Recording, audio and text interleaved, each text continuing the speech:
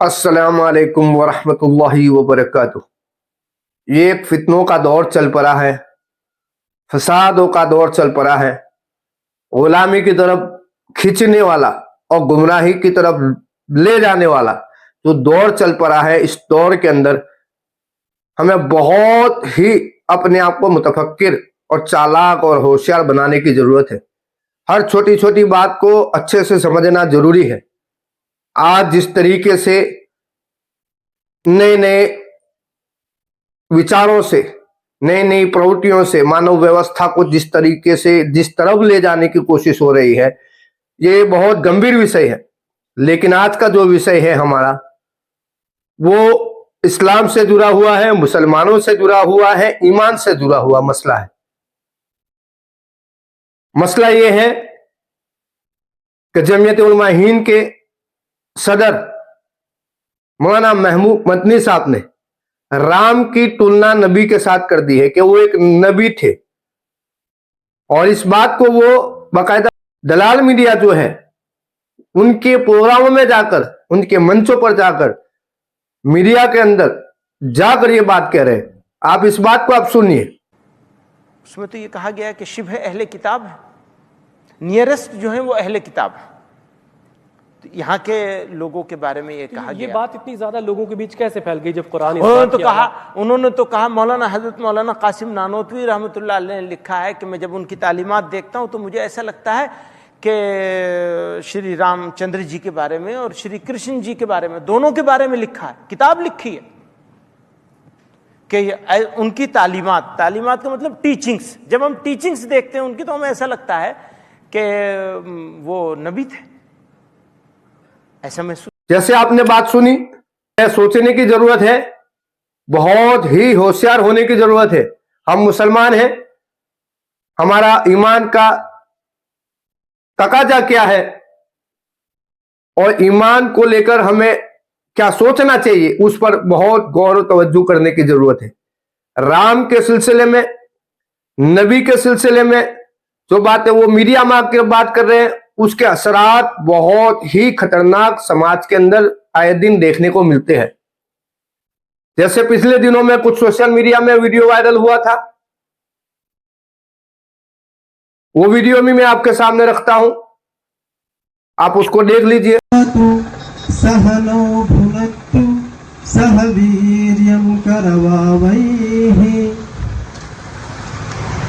ये पूरे 2014 के बाद जिस तरीके से इस्लाम की आइडियोलॉजी को नई रूपरेखा देने की कोशिश हो रही है, एक नई पहचान देने की कोशिश हो रही है, इसमें हम मुसलमानों को बहुत ही अपने आप को बार बार कहूंगा होशियार होने की जरूरत है।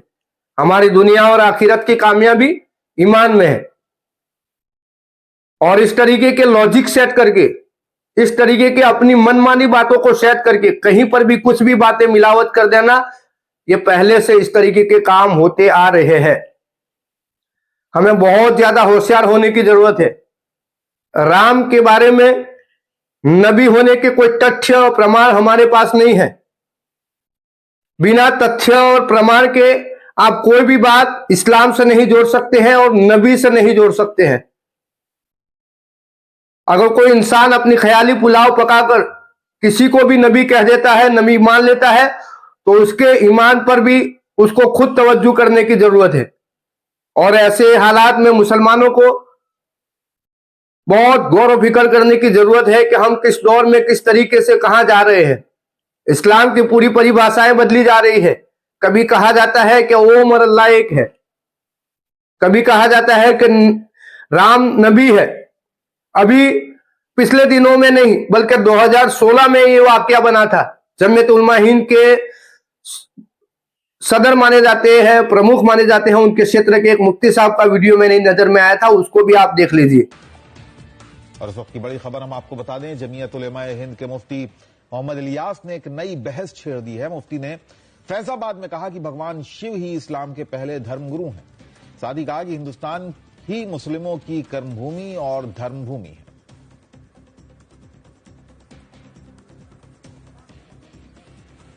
हमारे धर्म की शुरुआत लोग समझते हैं कि हमारा धर्म जो है वो मक्के मदीने से आया है। गलत है ये।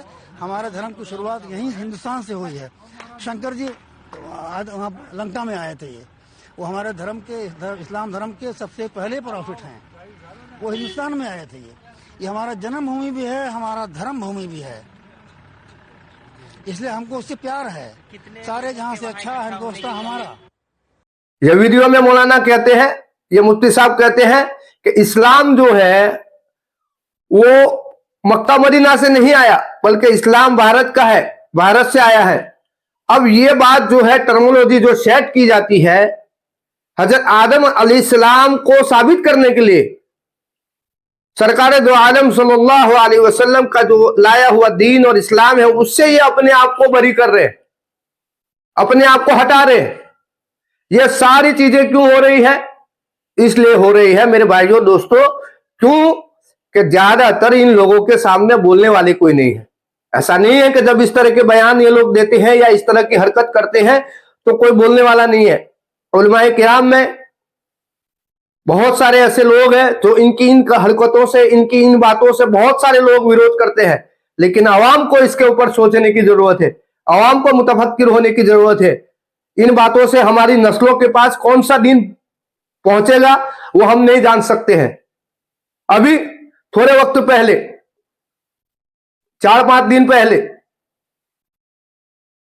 आरएसएस का एक ऑफशूट विंग है मुस्लिम राष्ट्रीय मंच, उस मंच की तरफ से जो उसके सरबराह है, सदर है, उसके प्रमुख है, उसके अध्यक्ष है इंद्रिस कुमार, उसने कहा कि 22 जनवरी के दिन आप मस्जिदों से, मदरसों से, दरगाहों से राम के स्लोगन गाइए, 11 मरतबा, कम से कम 1 मरतबा राम का स्लोगन गाइए और भारत में एकता अखंडता के लिए आप आगे आइए। मुसलमानों को यह रिक्वेस्ट की जाती है। तो जो लोग जिस तरीके की टर्मिनोलॉजी बना रहे हैं, एक नई आइडियोलॉजी बना रहे हैं इस्लाम की पूरी जो विचारधारा है उसको नई तब्दीली की तरफ ले जाने की कोशिश कर रहे हैं अपनी एकता के लिए, एकता बताने के लिए, तो यह सोचने वाली बात है। जैसा मैंने कहा पहले आगे कि अगर नबी इस्लाम पर अगर कुछ बात आपको रखनी है तो तथ्यों पर बात रखनी होगी। यह उसूल है, यह आदाब है। आप अपनी ख्याली पुलाव से कुछ भी बात नहीं रख सकते हैं इस्लाम में, चाहे कोई कैसी भी बड़ी हस्ती हो, कोई कितनी भी बड़ी हस्ती हो। अगर प्रमाण की बात की जाए तो इस बात का कोई प्रमाण ही नहीं है।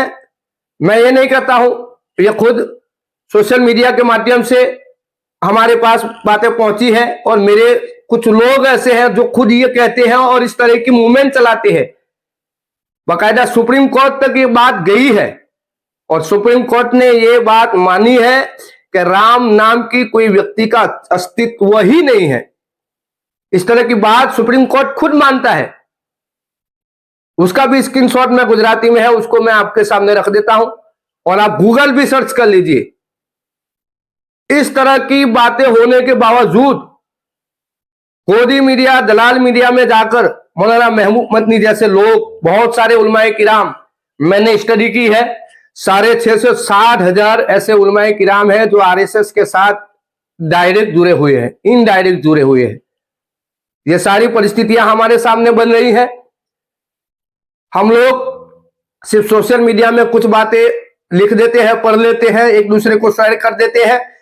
जो पूरा माहौल बनाया जा रहा है मुसलमानों के खिलाफ और खास तौर पर इस्लाम की जो पूरी परिभाषाएं बदली जा रही है, उसके लिए आपको जागरूक होना पड़ेगा, उसको लिए बेदार होना पड़ेगा। उन बातों को अच्छे से समझने के लिए खुद को तैयार करना पड़ेगा। आज ये लोग कई ऐसी बातें कर रहे हैं जो सुनने में अजीब सा लगता है मुसलमानों के लिए, और इस बात को वो दलील बिठाने के लिए कई ऐसी मनगढ़ंत बातें लेके आते हैं। हम तमाम ऐसी बातें जो कुरान और हदीस से और अल्लाह के रसूल सल्लल्लाहु अलैहि वसल्लम की जो आइडियोलॉजी है, जो इस्लाम है, उस व्यवस्था से हटकर कोई अपनी बात रखने की कोशिश करेगा, अपना लुकमा डालने की कोशिश करेगा, उसका हम सख्ती से विरोध करते हैं। बहुत ही सचोट होने की जरूरत है, सावचेत होने की जरूरत है, सजाग होने की जरूरत है, होशियार होने की जरूरत है, चालाक होने की जरूरत है। ये दौर फितनों का दौर है, फसादों का दौर है, गुलामी की तरफ ले जाने वाला दौर है, गुमराही की तरफ चिल्ला चिल्ला कर बुलाने वाला दौर है। इस दौर में हमें हमारे ईमान को बचाना भी है, हमारे किरदार को निखार भी लाना है और इसके लिए हमें जद्दोजहद करना है। हमारा जो इस वीडियो का मकसद है, मौलाना महमूद मदनी साहब ने जिस तरह के निवेदन दिए हैं और पिछले दिनों में, पिछले सालों में कई ऐसी घटनाएं हुई है तो इस्लाम की पूरी परिभाषा ही बदलने की कोशिश हो रही है। जैसे वो मुफ्ती साहब बता रहे थे कि इस्लाम मक्का मदीना से नहीं आया,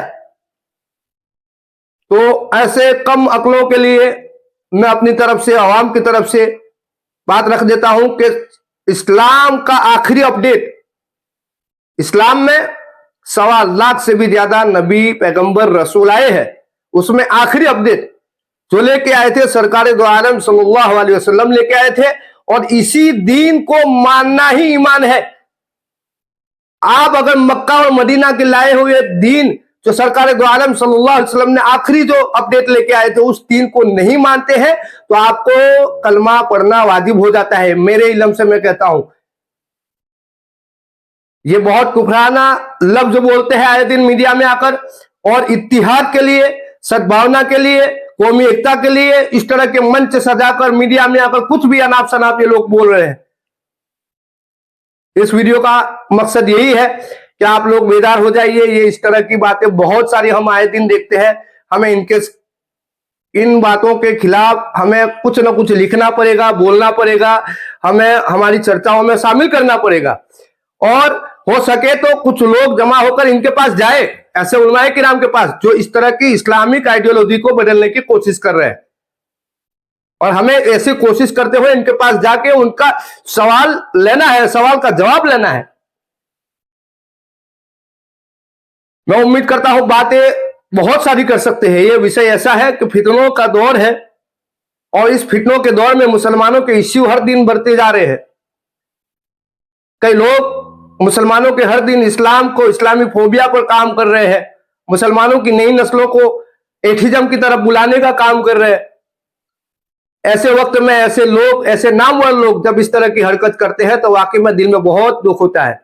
तब जाके हमें मजबूरन आके इस तरह की बातें रखनी पड़ती है। आप लोग सोचिए, हमारी इस बात पर आप अपना कमेंट रखिए, कमेंट लिखिए, आप क्या सोचते हैं? क्या ये जितनी भी घटनाएं होती है, या ये घटना हमारे लिए सही है? क्या हमें इस पर सोचने की जरूरत नहीं है, कुछ बोलने की जरूरत नहीं है? आप अपनी तरफ से बात रखिए, मैं कमेंट को पढ़ूंगा। इंशाल्लाह जो कमेंट पर जवाब देने का होगा तो इंशाल्लाह जवाब भी देंगे, और कोशिश ये करेंगे, आपसे हम अपील भी करते हैं, उम्मीद भी रखते हैं कि आप हमारी इस वीडियो को ज्यादा से ज्यादा लोगों तक शेयर करिए, लोगों को जागरूक करने में हमारा सहयोग करिए, और हमारी यूट्यूब चैनल को सब्सक्राइब करिए। आपका सब्सक्राइब करना, हमारे वीडियो को लाइक करना हमारा मोटिवेट करेगा, हमारे काम को और अच्छे से बेहतर तरीके से आगे बढ़ाने के लिए हमें मदद हो सकता है। हम उम्मीद करते हैं कि आप हमारे इस वीडियो को आगे शेयर भी करेंगे, हमारे वीडियो को लाइक भी करेंगे और हमारी चैनल को सब्सक्राइब भी करेंगे। अल्लाह हाफिज, अस्सलाम वालेकुम व रहमतुल्लाहि व बरकातहू।